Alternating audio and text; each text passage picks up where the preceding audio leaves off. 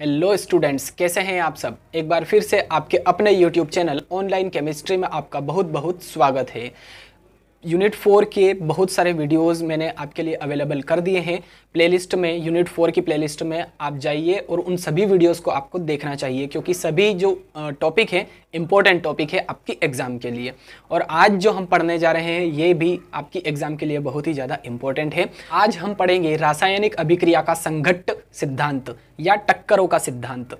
ठीक है, तो कंसंट्रेशन यहाँ पर बनाए रखिएगा, वीडियो एंड तक जरूर देखिएगा, स्किप नहीं करना है क्योंकि कॉन्सेप्चुअल वीडियो है ना। बहुत सारे ऐसे पार्ट आएंगे वहाँ पर आपको थोड़ा सा समझना है, थोड़ा सा कंसंट्रेशन बनाए रखने की ज़रूरत होगी, तो स्किप बिल्कुल भी नहीं करना है। ठीक है, और प्लीज़ वीडियो को लाइक ज़रूर कर दीजिएगा, और अगर आप पहली बार इस चैनल पर आए हैं और वीडियो देख रहे हैं तो चैनल को सब्सक्राइब भी ज़रूर कर दीजिए। ठीक है, तो चलिए अब वीडियो स्टार्ट करते हैं। रासायनिक अभिक्रिया का संघट्ट सिद्धांत होता क्या है हम देख लेते हैं।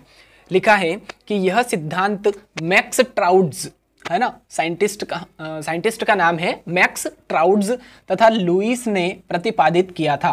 ठीक है, रासायनिक अभिक्रिया का जो संघट्ट सिद्धांत है, टक्करों का सिद्धांत है ना, कोलिजन थ्योरी, ये किसने प्रतिपादित की थी?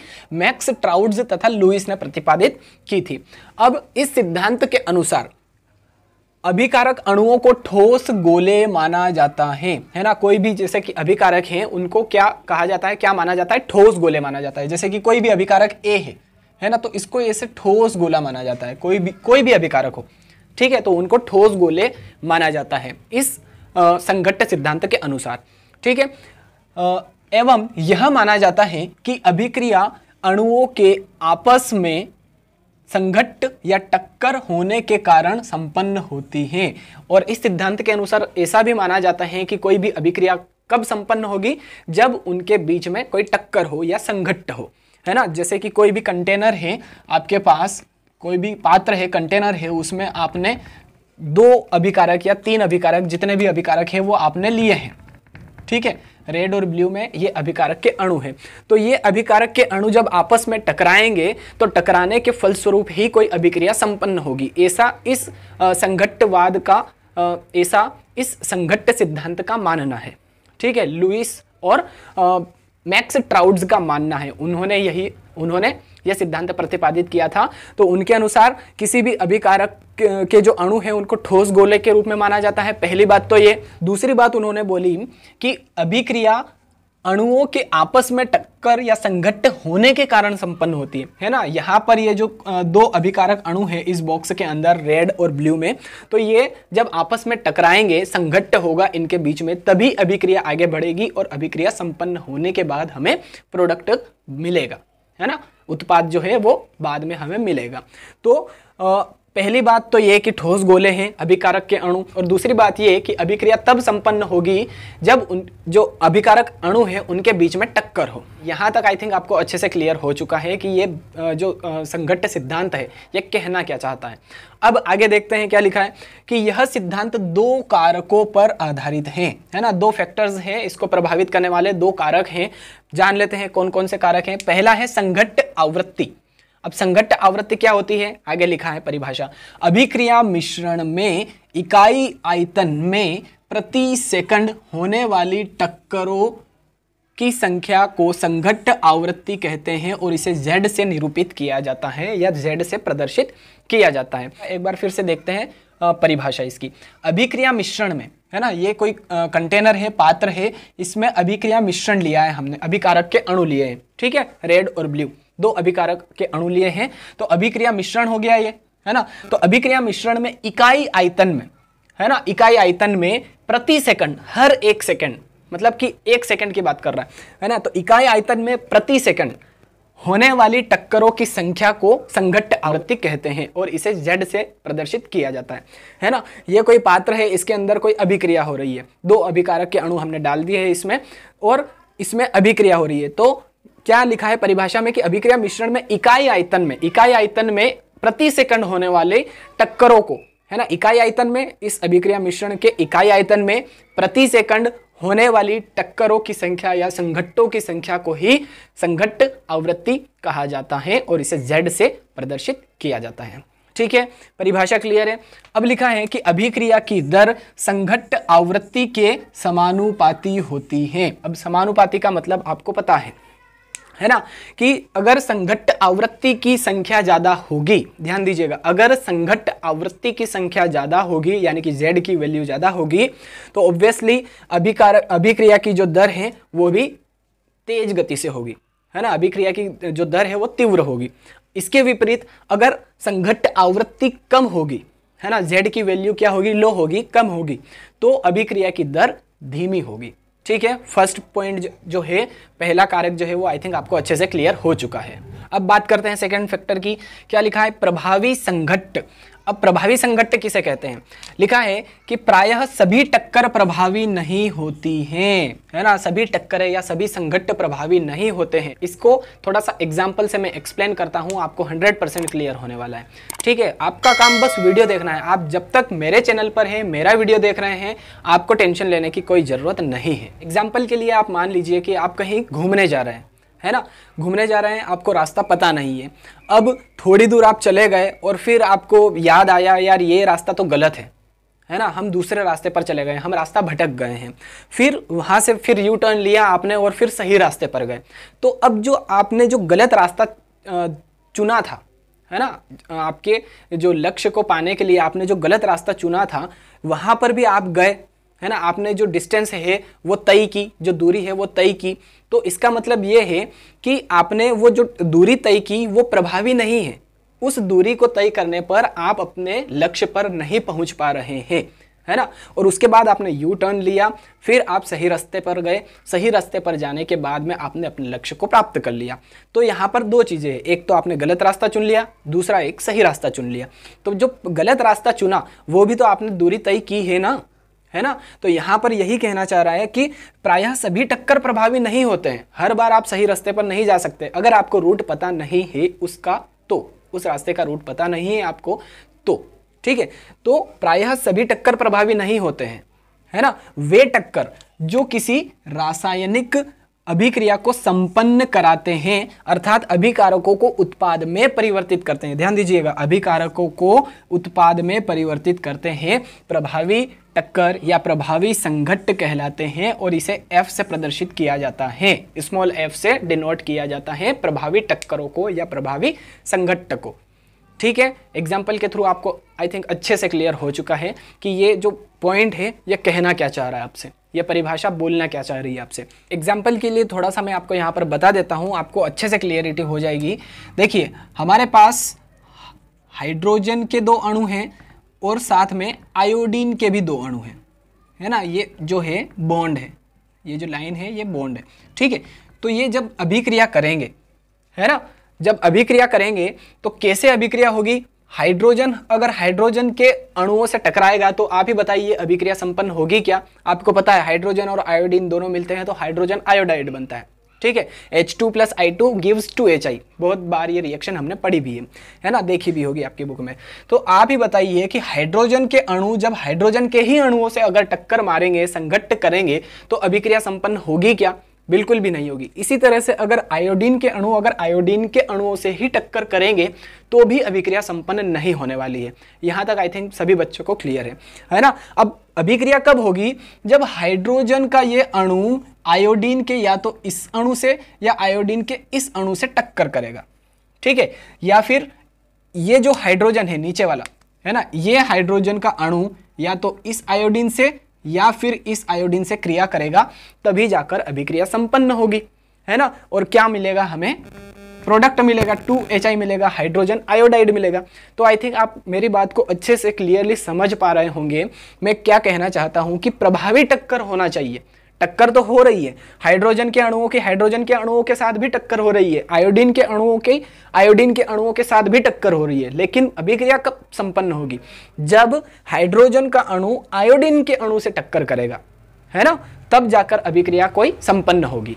ठीक है, समझ में आ गया बेहतरीन तरीके से। इस पर एक लाइक तो आपका बनता ही है वीडियो पर।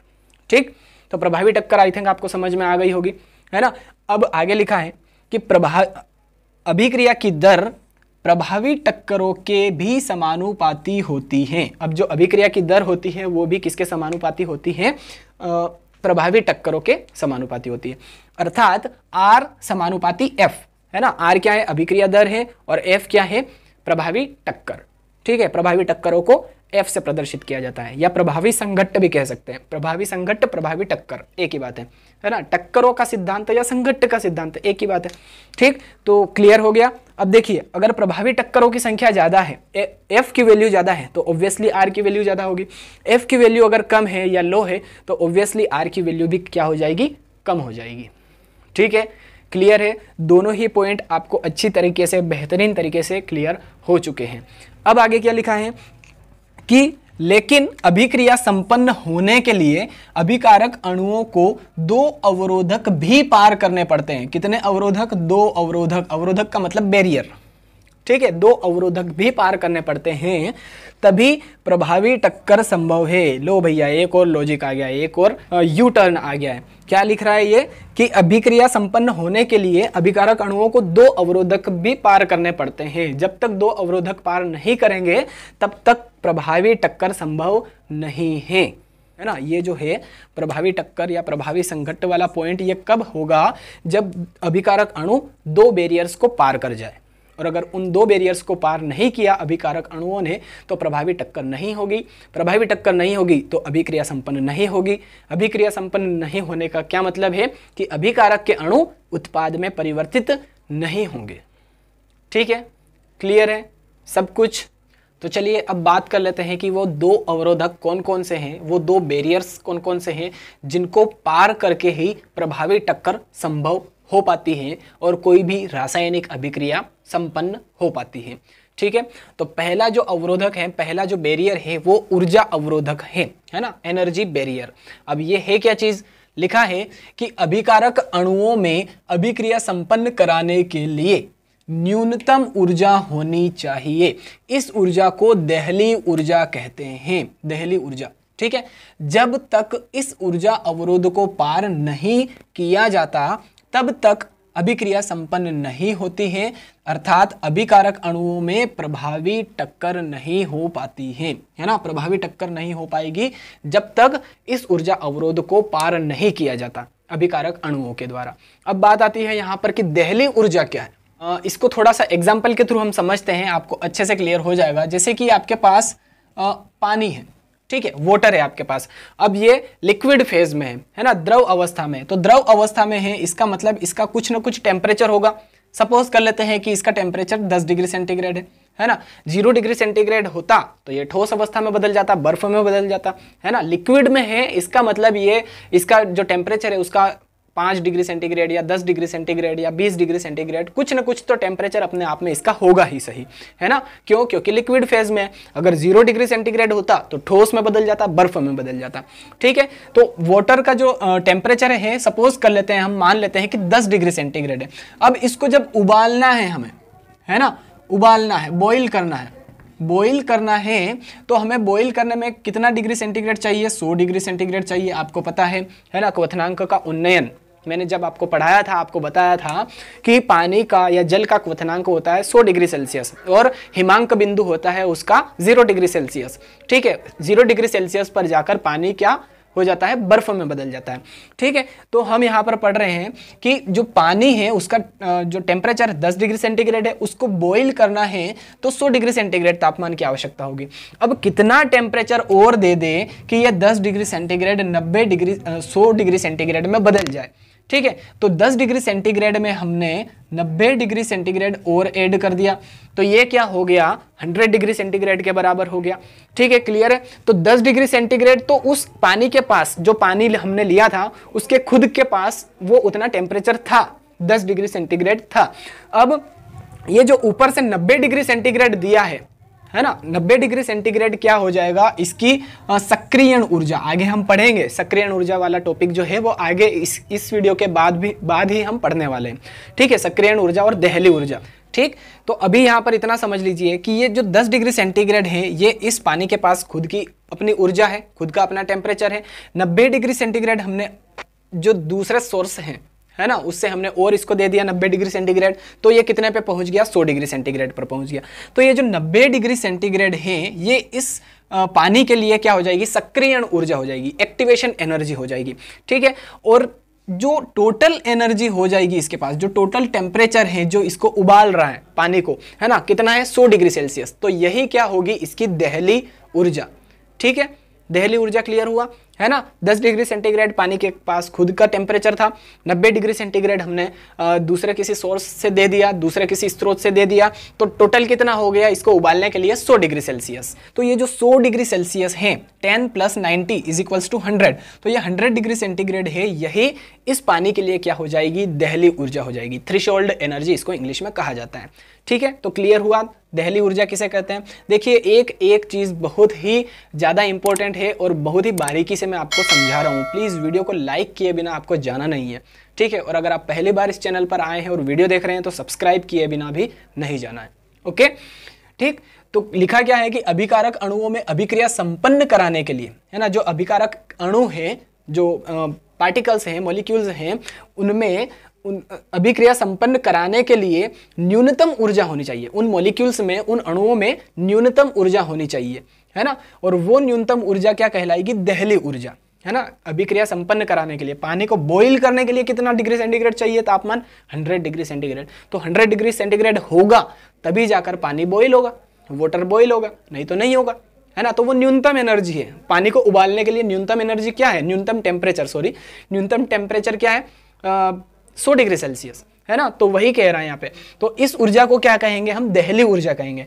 जब तक इस ऊर्जा अवरोध को, है ना, ये वाला ऊर्जा अवरोध जो है, इसको पार नहीं किया जाता, तब तक अभिक्रिया संपन्न नहीं होती, अर्थात अभिकारक अणुओं में प्रभावी टक्कर नहीं हो पाती है ना। डायग्राम में मैंने आपके लिए अलग से यहाँ पर बताया है। देखिए यहाँ पर जो अभिकारक अणु है, ये ऊपर जाकर एक जो ऊर्जा अवरोधक है उसको पार कर रहा है, तभी जाकर उत्पाद में कन्वर्ट हो रहा है ना। जब इस ऊर्जा अवरोध को यह पार करेगा अभिकारक अणु, तो क्या होगा, उत्पाद में बदलेगा, प्रोडक्ट में बदलेगा, है ना। यानी कि प्रभावी टक्कर होगी जो अभिकारक अणु है उनके बीच में।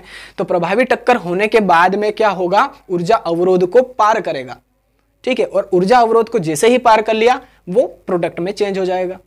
ठीक है, यहाँ पर देखिए आप, क्लियर हो जाएगा आपको अच्छी तरीके से। अब सेकंड बैरियर देख लेते हैं। दूसरा अवरोधक क्या है, विन्यास अवरोधक। अब विन्यास अवरोधक क्या चीज़ है, देखते हैं। अभिकारक अणुओं का उपयुक्त अभिविन्यास, बहुत ही ज़्यादा इंपॉर्टेंट है। उपयुक्त अभिविन्यास बंध का निर्माण करके उत्पाद बनाता है। अगर उचित अभिविन्यास होगा या उपयुक्त अभिविन्यास होगा, सही तरीके से अरेंजमेंट होगा, तो क्या होगा, बंध का निर्माण हो जाएगा। और बंध का निर्माण करने के बाद में प्रोडक्ट का फॉर्मेशन हो जाएगा, उत्पाद का निर्माण हो जाएगा। अब जबकि अनुपयुक्त विन्यास होने पर, है ना, इम्प्रॉपर ओरिएंटेशन होने पर, अनुपयुक्त विन्यास या अभिविन्यास होने पर वे पुनः अलग अलग हो जाते हैं, है ना। अगर अनुपयुक्त अभिविन्यास होगा तो वो अलग अलग हो जाएंगे, है ना, और अलग अलग हो जाएंगे तो फिर उत्पाद भी नहीं बनता है। जैसे रिएक्शन लिखी है हमने यहाँ पर, CH3Br, ये क्या है, मेथिल ब्रोमाइड, है ना, या ब्रोमोमेथेन है।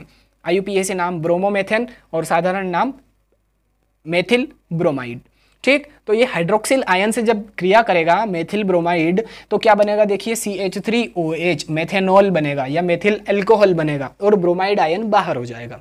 ठीक है, अब ये जो अभिक्रिया है देखने में सीधी सिंपल सी लग रही है, लेकिन इसको थोड़ा प्रैक्टिकली देखना पड़ेगा आपने को। इस विन्यास अवरोधक को समझने के लिए ये एग्जाम्पल हमने लिया है। ठीक है, तो देखते हैं क्या है। CH3, इस तरह से हमने इसको लिख दिया है, थोड़ा सा ओपन कर दिया इसकी जो स्ट्रक्चर है उसको, CH3 की। तो CH3 क्या है, पार्शियली पॉजिटिव है, और Br जो है वो पार्शियली नेगेटिव होता है ना। जो हेलोजन्स होते हैं वो नेगेटिव होते हैं, हमें पता है, इलेक्ट्रोनेगेटिव। ठीक, तो ब्रोमाइड आयन जो है वो नेगेटिव है, प्लस हाइड्रोक्सिल आयन। तो ये ब्रोमोमेथेन जब हाइड्रोक्सिल आयन से क्रिया करेगा तो दो तरीके से यहाँ पर बताया है। ठीक है, लिखा है, एक तो अनुपयुक्त अभिविन्यास, इम्प्रॉपर ओरिएंटेशन, और दूसरा है उपयुक्त अभिविन्यास यानी कि प्रॉपर ओरिएंटेशन। अगर जब अनुपयुक्त अभिविन्यास में ये रिएक्शन होगी तो क्या होगा, देखिए दोनों ही अलग अलग हो रहे हैं। ये एरो मैंने बताए हैं यहाँ पर आपको, देखिए CH3 delta positive, Br delta negative, है ना, और ये OH नेगेटिव है। अब देखिए यहाँ पर ये जो है ब्रोमीन जो है, ब्रोमाइड आयन जो है ये क्या है, देखिए नेगेटिव है, और OH जो आयन है ये भी क्या है, नेगेटिव है। तो नेगेटिव नेगेटिव एक दूसरे को क्या करेंगे, रिपल करेंगे, प्रतिकर्षित करेंगे, और प्रतिकर्षित करेंगे तो इसीलिए ये एरो मैंने आपके लिए बनाए थे। इन दो एरो का मतलब क्या है कि ये जो ब्रोमो मेथेन है या मेथिल ब्रोमाइड जो है ये अलग हो जाएगा और हाइड्रोक्सिल आयन अलग हो जाएगा। क्यों अलग हो गया, क्योंकि ये दोनों नेगेटिव आयन पास पास में हो गए तो दोनों एक दूसरे को क्या करेंगे, रिपल करेंगे या प्रतिकर्षित करेंगे। ठीक है, तो इसके फलस्वरूप देखिए दोनों अलग अलग हो गए। देखिए यहाँ पर लिखा है कि अनुपयुक्त विन्यास होने पर वे पुनः अलग अलग हो जाते हैं, अलग अलग हो जाएंगे और फिर उत्पाद नहीं बनता है। उत्पाद का फॉर्मेशन हुआ क्या, नहीं हुआ। देखिए नो प्रोडक्ट लिखा है ना, यानी कि उत्पाद का निर्माण नहीं हुआ है। तो देखिए अगर अनुपयुक्त अभिविन्यास हुआ, अणुओं का अरेंजमेंट जो है वो सही नहीं है, तो अभिक्रिया में प्रभावी टक्कर नहीं हो पाएगी। प्रभावी टक्कर नहीं हुई इसका मतलब अभिक्रिया संपन्न नहीं हो पाएगी, और अभिक्रिया नहीं हुई तो हमें प्रोडक्ट भी नहीं मिलेगा। इसके विपरीत जस्ट अपोजिट देखिए, ये जो उपयुक्त अभिविन्यास है, अब यहां पर देखिए अणुओं का अरेंजमेंट, अभिकारक जो अणु है उनका अरेंजमेंट देखिए कि जो OH नेगेटिव है ये पश्च आक्रमण कर रहा है। देखिए ये है अग्र आक्रमण, है ना, सामने से आक्रमण कर रहा है। ये OH नेगेटिव जो है ये सामने से आक्रमण कर रहा है इस ब्रोमाइड आयन पर, और यहाँ पर ये जो OH नेगेटिव है ये CH3 पॉजिटिव पर, डेल्टा पॉजिटिव पर क्या पश्च आक्रमण कर रहा है, पीछे से आक्रमण कर रहा है। तो देखिए ये क्या है, नेगेटिव है, और ये क्या है, पॉजिटिव है। तो देखिए पॉजिटिव और नेगेटिव एक दूसरे को क्या करेंगे, अट्रैक्ट करेंगे, आकर्षण होगा इन दोनों में। तो आकर्षण होने के बाद में ये CH3 और OH आपस में जुड़ जाएंगे इस तरह से, और बॉन्ड का फॉर्मेशन हो जाएगा। लिखा है यहाँ पर कि उपयुक्त अभिविन्यास बंध का निर्माण करके। तो देखिए यहाँ पर बंधों का फॉर्मेशन हो चुका है, और बंध का फॉर्मेशन होने के बाद में हमें क्या मिल गया है, यहाँ पर प्रोडक्ट मिल गया है। और प्रोडक्ट मिलने के बाद में ये जो Br- ब्रोमाइड आयन है ये बाहर हो चुका है। तो आई थिंक जो इम्प्रॉपर ओरिएंटेशन और प्रॉपर ओरिएंटेशन क्या चीज़ है ये आपको अच्छे से बेहतरीन तरीके से एकदम क्लियर हो चुकी है इस एग्जाम्पल के थ्रू। ठीक है, तो उम्मीद है कि आपको ये वीडियो पसंद आया होगा, अच्छा लगा होगा। अगर आप इस वीडियो से कुछ सीखे हैं तो प्लीज़ वीडियो को लाइक किए बिना जाना नहीं है, और अगर आप पहली बार इस चैनल पर आए हैं और वीडियो देख रहे हैं तो प्लीज़ चैनल को सब्सक्राइब कर लीजिए, साथ में बेल आइकन भी जरूर प्रेस कर दीजिए ताकि इसी प्रकार की वीडियोज़ आप तक जल्दी से जल्दी पहुँच सके। और ऐसे बच्चों को भी शेयर ये करना है अधिक से अधिक जो हिंदी मीडियम के हैं और जो अच्छी कोचिंग अफोर्ड नहीं कर सकते हैं। मेरे एक प्रयास से कुछ नहीं होगा, अगर आप अधिक से अधिक शेयर करेंगे ऐसे बच्चों को जो गरीब है, अच्छी कोचिंग अफोर्ड नहीं कर सकते हैं, तो आपके प्रयास से हो सकता है कि उन गरीब बच्चों का भला हो जाए। ठीक है, तो अधिक से अधिक शेयर करना है इन वीडियोज़ को। चलिए मिलते हैं अब नेक्स्ट वीडियो में। नेक्स्ट वीडियो होगा देहली ऊर्जा और सक्रियण ऊर्जा के ऊपर। ठीक है, तो बने रहिएगा ऑनलाइन केमिस्ट्री विद अटल पाटीदार के साथ में, चैनल के साथ में बने रहिएगा। मिलते हैं अब नेक्स्ट वीडियो में, तब तक के लिए थैंक यू सो मच। जय हिंद।